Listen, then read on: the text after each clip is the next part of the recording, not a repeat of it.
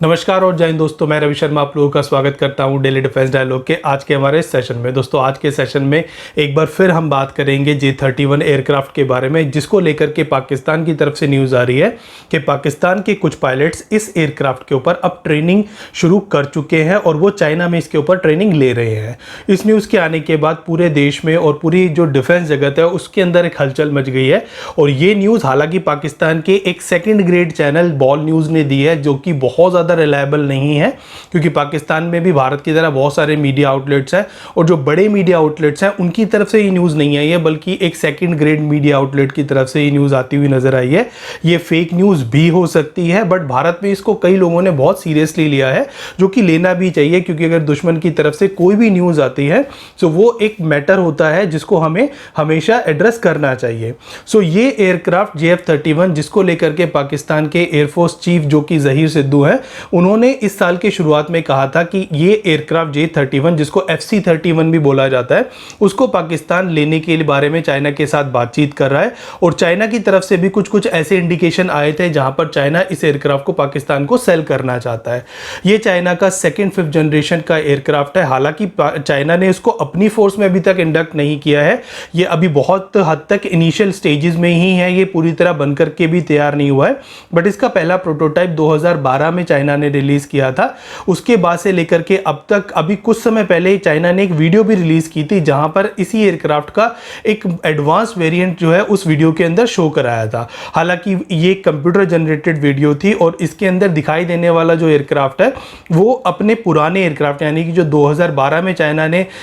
इस पूरी दुनिया के सामने डिपिक्ट किया था उससे बहुत ज़्यादा डिफरेंट था। इसका साइज़ भी बड़ा था, उसके अंदर जो उसका रेडॉन है वो भी थोड़ा सा डिफरेंट था, उसका साइज़ इंक्रीज किया गया था और उसके जो सरफेस कंट्रोल्स हैं उनको भी इंप्रूव किया गया था। बट ये एक्चुअल एयरक्राफ्ट नहीं था, ये कंप्यूटर जनरेटेड ग्राफिक्स थे। और अब यहाँ पर कुछ हद तक चाइना की तरफ से भी ये बातें आ रही हैं कि चाइना इसका एक प्रोटोटाइप जो कि कुछ इस वीडियो के जैसा इस वीडियो में दिखाया है उससे मिलता जुलता है, उसके ऊपर काम कर रहा है। क्योंकि चाइना का जो थर्ड एयरक्राफ्ट कैरियर है वो भी अब बनकर के तैयार हो गया है और उसके ऊपर जो डिप्लॉय एयरक्राफ्ट होगा माना जा रहा है कि वो J-31 का एडवांस वेरिएंट, जिसको उस समय J-35 के नाम से जाना जाएगा, उसको डिप्लॉय किया जाएगा। तो J-31 जो कि पाकिस्तान को चाइना सेल करना चाहता है, उसको लेकर के बहुत ज़्यादा डेवलपमेंट अभी वर्क चल रहा है। उसके इंजन के अंदर भी इंप्रूवमेंट किया गया है, उसके बाकी सिस्टम्स के अंदर भी यहाँ पर इंप्रूवमेंट की गई है। बट माना जा रहा है कि जो इंप्रूवमेंट्स अभी की जा रही हैं वो बहुत हद तक पाकिस्तान के लिए की जा रही हैं, क्योंकि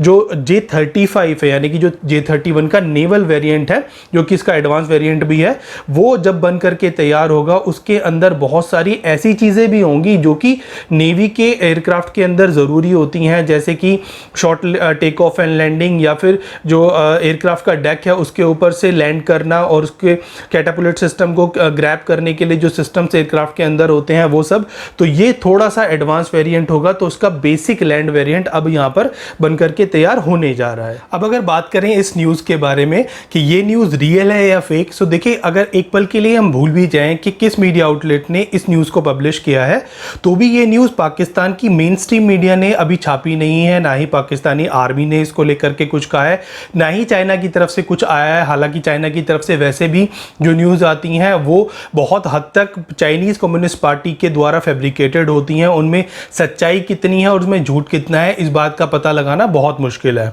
इसके अलावा ये एयरक्राफ्ट अभी तक बनकर के तैयार हुआ नहीं है, इसका प्रोटोटाइप भी दुनिया के सामने नहीं आया। तो पायलट की जो ट्रेनिंग हो रही है वो किसके ऊपर हो रही है, ये एक बड़ा सवाल है, क्योंकि पायलट तभी ट्रेनिंग करते हैं उस सिस्टम के ऊपर जब वहां पर वो एयरक्राफ्ट बनकर के तैयार हो जाता है, उस एयरक्राफ्ट की टेस्टिंग पूरी हो चुकी होती है, उस एयरक्राफ्ट के जो ट्रेनर वर्जन है वो तैयार हो चुके होते हैं। तो मुझे नहीं लगता कि इतनी सारी चीज़ें एक साथ में पिछले 4 से 5 महीनों में हो चुकी हैं। इसके अलावा अगर बात करें चाइना की, तो चाइना हो सकता है पाकिस्तान को एयरक्राफ्ट बेचना चाहता हो और वहां पर सिमुलेटेड कंडीशन में इनकी ट्रेनिंग करा रहा हो, ये एक पॉसिबिलिटी हो सकती है, क्योंकि सिमुलेटर के ऊपर इस एयरक्राफ्ट की जो परफॉर्मेंस है वो चाइना भी देखना चाहेगा कि इसकी परफॉर्मेंस किस तरह से आ रही है, क्योंकि चाइना आने वाले दिनों में इसको अपने एयरक्राफ्ट कैरियर पर भी यूज़ करेगा। तो चाइना हो सकता है इनिशियल टेस्टिंग कर रहा हो जहां पर पाकिस्तानी एयरफोर्स के पायलट्स को भी इन्वॉल्व किया गया हो, सो दैट इस एयरक्राफ्ट को पाकिस्तान के अकॉर्डिंगली थोड़ा सा इसके अंदर अगर कोई चेंजेस होने हैं जो कि पाकिस्तान चाहता है इसके अंदर चेंज करवाना,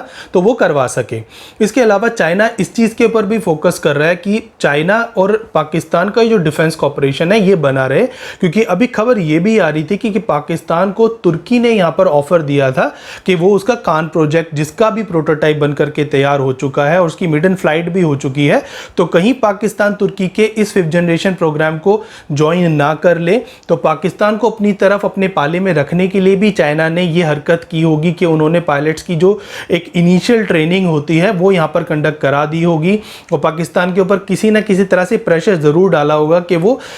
तुर्की के जो 5th जनरेशन फाइटर एयरक्राफ्ट का प्रोग्राम है उसको ज्वाइन करने की बजाय चाइना का जो 5th जनरेशन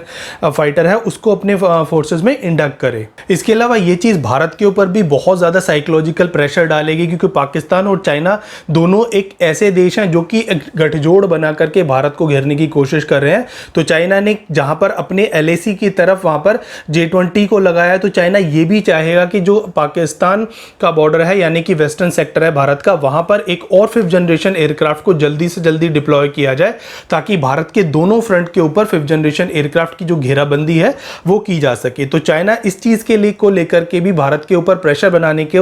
मकसद से पाकिस्तान को ये एयरक्राफ्ट जल्दी से जल्दी सेल करने की कोशिश कर रहा होगा। अब यहाँ पर अगर बात करें भारत की, जो कि अभी तक तेजस के इंजन को लेकर के ही फंसा हुआ है, जो कि एक 4th जनरेशन का एयरक्राफ्ट है, तो यहाँ पर भारत तो 5th जनरेशन एयरक्राफ्ट के बारे में अभी सोच ही नहीं रहा है। ना ही एमका का प्रोटोटाइप यहाँ पर बन करके तैयार हुआ है, ना ही हम कहीं बाहर किसी दूसरे देश से 5th जनरेशन एयरक्राफ्ट को अपने बेड़े में शामिल करने के बारे में सोच रहे हैं, ना ही हमारे जो अभी MRFA प्रोग्राम यानी कि मीडियम रोल फाइटर एयरक्राफ्ट का जो प्रोग्राम है उसको लेकर के बहुत ज़्यादा कोई बातचीत हो रही है, क्योंकि उसके टेंडर्स को लेकर के सरकार ने कुछ स्टेप्स लिए तो थे बट वहाँ पर भी बहुत ज़्यादा प्रोग्रेस देखने को नहीं मिल रही है। सो हर एक मोर्चे पे भारतीय वायुसेना के लिए यहाँ टेंशंस हैं। अगले साल हमारी जो स्क्वाड्रन स्ट्रेंथ है वो 29 रह जाएगी। बट क्या ये जो न्यूज़ आई है, यानी कि पाकिस्तान की तरफ से जो बॉल न्यूज़ की तरफ से ये न्यूज़ आई है कि जो पायलट्स हैं चाइना में ट्रेनिंग ले रहे हैं 5th जनरेशन एयरक्राफ्ट के ऊपर, क्या ये चीज़ इंडियन एयरफोर्स को नहीं पता थी या फिर हमारी इंटेलिजेंस को ये चीज़ें नहीं पता होंगी?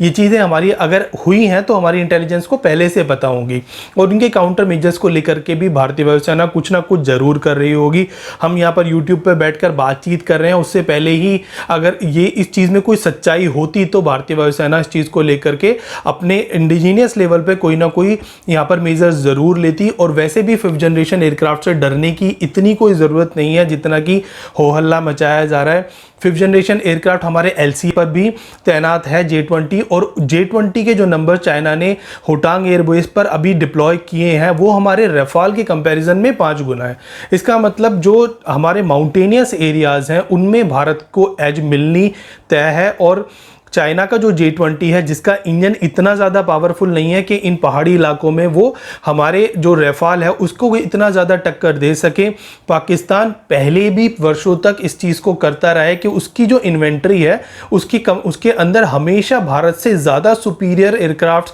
ज़्यादा सुपीरियर वेपन रहे हैं। ये कोई नई बात नहीं है कि भारत जो है पाकिस्तान से टेक्नोलॉजिकल प्रोडक्ट के मुकाबले में यहाँ पर पिछड़ता हुआ नज़र आया है। अगर बात करें 1965 की, तो 1965 में जो भारत के पास उस समय में अवेलेबल एयरक्राफ्ट थे उनके कंपैरिजन में पाकिस्तान के पास बहुत सुपीरियर एयरक्राफ्ट थे, जिसमें F-86 सेबर जेट्स जो कि उस समय में अमेरिका के बहुत ज़्यादा बड़े और बहुत ज़्यादा हाई टेक्नोलॉजी वाले इक्विपमेंट्स माने जाते थे, और पाकिस्तान को उस समय अमेरिका ने इस तरह के 100 जेट्स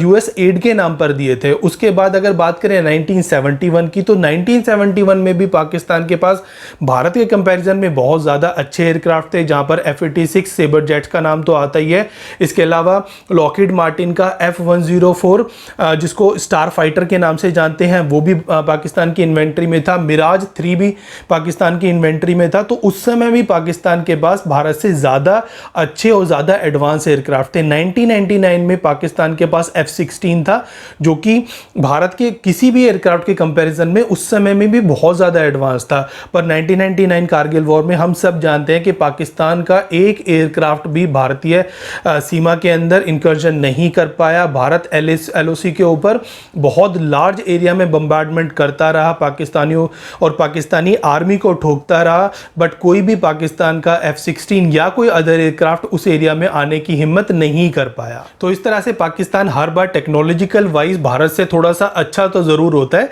बट फाइनल आउटकम हम सभी को पता है, पाकिस्तान भारत के सामने हर बार यहां पर फेल हुआ है और पाकिस्तान को हर बार भारत के सामने यहां पर मुंह की खानी पड़ी है। बट यहां पर मैं 5th जनरेशन एयरक्राफ्ट की जो इंपॉर्टेंस है उसको कम नहीं करना चाहता। वो एक इंपॉर्टेंट कंसेप्ट है। आने वाले दिनों में स्टेल्थ एयरक्राफ्ट बहुत ज्यादा जरूरी होने वाला है। हालांकि उसके काउंटर मेजर्स भी यहां पर बन रहे हैं, लगातार नए सिस्टम्स, नए इक्विपमेंट बन रहे हैं जो कि स्टेल्थ एयरक्राफ्ट को भी ट्रैक कर सकते हैं। बट स्टेल्थ आने वाले टाइम में बहुत इंपॉर्टेंट होगा। जिस तरह यहां पर आज के दिन में सुपरसोनिक स्पीड और सुपर क्रूज स्पीड जो है वो इंपॉर्टेंट फैक्टर है किसी भी एयरक्राफ्ट के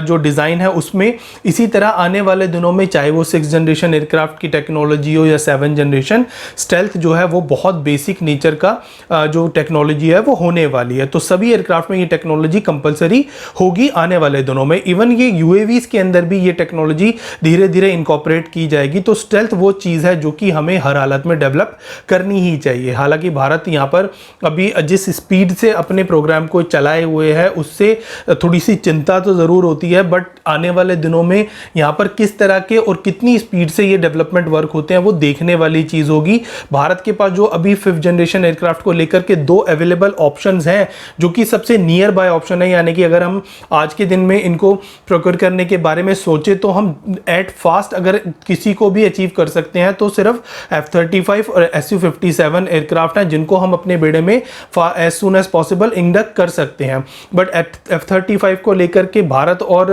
अमेरिका के बीच में यहाँ पर थोड़ा सा टसल है और Su-57 को हम लेना नहीं चाहते। तो दोनों ये जो ऑप्शंस अभी हमारे पास अवेलेबल भी हैं वो भी बहुत ज़्यादा वेबल ऑप्शंस नहीं है। तो इससे अच्छा है कि हम अपने जो इंडिजिनियस एयरक्राफ्ट है यानी कि एमका जो है उसी के ऊपर फोकस करें और उसे जल्दी से जल्दी डेवलप करने की कोशिश करें। इसके अलावा अगर हम बात करें हमारे ऑलरेडी जो सिस्टम्स हमारे पास हैं उनको हम इम्प्रूव कर सकते हैं, उनको हम इस स्तर का बना सकते हैं कि वो स्टेल्थ एयरक्राफ्ट से टक्कर ले सकें। क्योंकि हम बात कर रहे थे कुछ सेशन पहले सुखोई के अपग्रेड के बारे में, तो सुखोई जो बन करके आएगा अलॉन्ग विद सम इक्विपमेंट जिसमें S-400 भी होगा और VHF रेडार्स भी होंगे यानी कि वेरी हाई फ्रीक्वेंसी रेडार्स जो कि स्टेल्थ एयरक्राफ्ट को ट्रैक कर सकते हैं। तो इस तरह से इन सब इक्विपमेंट के कॉम्बिनेशन से भी हम स्टेल्थ टेक्नोलॉजी को बीट कर सकते हैं। तो भारत उसके ऊपर ज़रूर यहाँ पर सोच रहा होगा और इस चीज़ को लेकर के भारत के जो स्टेप्स हैं वो हो सकता है मेन स्ट्रीम मीडिया में ना आए, हम जैसे यूट्यूबर्स को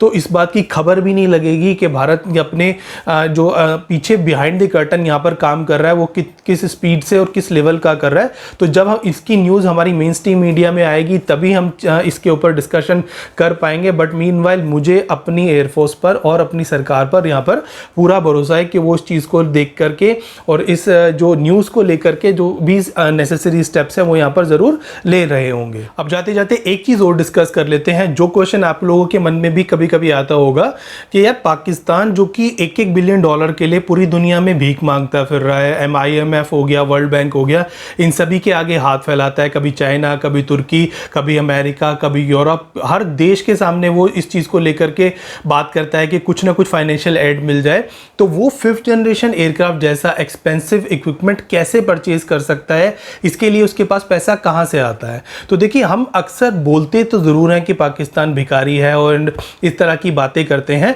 बट हम पाकिस्तान के बारे में ऐसा कह सकते हैं, बट पाकिस्तान की सेना पाकिस्तान से बिल्कुल अलग है। कई सारे एक्सपर्ट से आपने सुना होगा पाकिस्तान में पाकिस्तान की फौज नहीं है बल्कि फौज का पाकिस्तान है, यानी कि ये एक ऐसी फौज है जिसका देश है, ना कि ये ऐसा देश है जिसकी फौज है। तो यहाँ पर फौज बिल्कुल अलग है पाकिस्तान से। फौज यहाँ पर खुद एक ऐसी एंटिटी है जो कि बहुत ज़्यादा मनी जनरेट करती है और फौज का जो खुद का टर्नओवर है यानी कि आप ऐसे एज्यूम कीजिए ये कंपनी है जो कि अपना खुद का प्रॉफिट जनरेट कर रही है और इसी प्रॉफिट से ये हथियार खरीदती है और उन्हीं हथियारों से ये पाकिस्तान को और अदर जो चीज़ें हैं उसको कंट्रोल करती है। तो देखिए पाकिस्तान की जो फौज है वो लगभग $20 बिलियन का उसका टर्नओवर है साल का। और ये मैं नहीं कह रहा हूं बल्कि पाकिस्तान का एक लीडिंग न्यूज़पेपर डॉन न्यूज़ कहता है कि पाकिस्तान की जो फौज है और उसके द्वारा चैनलाइज की जाने वाली जो एंटिटीज हैं, जिसमें इस तरह की लगभग 50 कंपनीज हैं जो कि पाकिस्तानी फौज जो है रन करती है, और इन 50 कंपनीज का जो टोटल टर्नओवर है ईयर का वो लगभग $20 बिलियन का है, जो कि बहुत बड़ा अमाउंट होता है। हालांकि पाकिस्तान अभी $1 बिलियन दुनिया से मांग रहा है, बट $20 बिलियन उसकी फौज यहाँ पर हर साल जनरेट करती है। और यहाँ पर फौज बहुत सारे फाउंडेशन जैसे कि फौजी फाउंडेशन हो गया, शाहीन फाउंडेशन हो गया, बहरिया फाउंडेशन, आर्मी वेलफेयर ट्रस्ट और DHA जिसको डिफेंस हाउसिंग अथॉरिटी बोला जाता है,